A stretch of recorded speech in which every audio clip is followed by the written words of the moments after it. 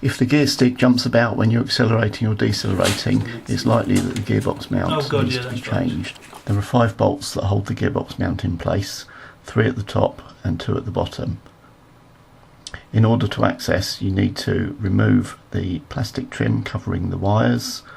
You then have access to the final bolt that you can see under here.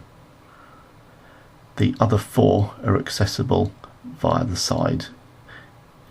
There are 2 on top of the gearbox and 2 that go into the engine bay of the car.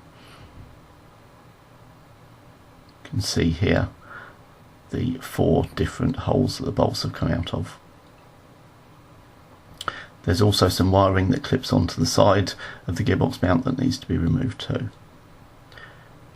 With the new mount in place, there's much more limited movement, and it means the gear stick no longer jumps about when you're driving the car.